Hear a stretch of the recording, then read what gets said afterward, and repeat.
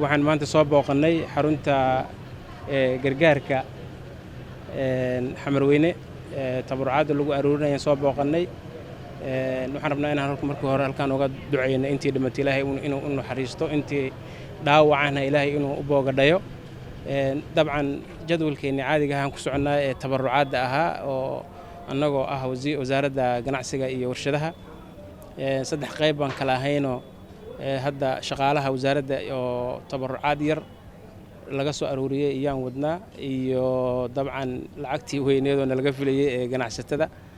marka ilaahay mahadiis waaye, waana uga mahad celinaynaa runtii ganacsatada inay ku yabooheen lacag $1 milyan inay ugu yabooheen sanduuqan maxay ahaytoy tabarucaadda inay ugu yabooheen, waa uga mahad celinaynaa.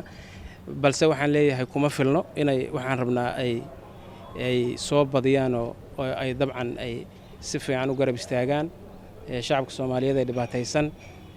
sidoo kale berri waxaa jadwalka noogu jira hay'adda taageerka qaranka oo wasaaradda hoos tagtay iyaduna wixii tabarucaad ay ugu tala gashay hay'adda inay soo gaarsiiso haddii Ilaahay yiraahdo.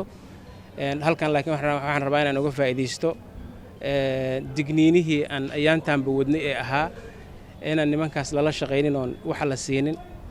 dabcan ninkii maanta ganacsada ah ee taga xarunta Zoobe siday u taalla arka, ama soo booqda isbitaallada magaalada Muqdisho dhaawacyada jiifa iyo intay leeyihiin dhibaatada haysata, waxaan u malaynayaa inuusan dib dambe ugu dhiiran doonin inuu nimankaas khawaarijta oo wax dambe siiyo.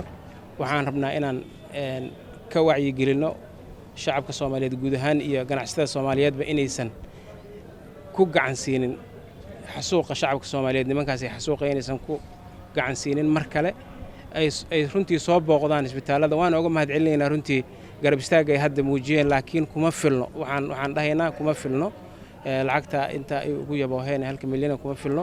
waxaan rabnaa inay ka badiyaan lacagtaas oo ay shacabka Soomaaliyeed si mug iyo miisaan u garab istaagaan haddii Ilaahay yiraahdo.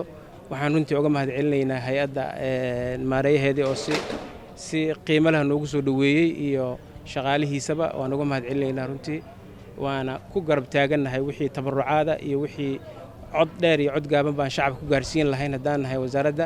ilaahay idinkiisa aadan ka mahad celinaa. asalaamu calaykum waraxmatullaahi wabarakaatu.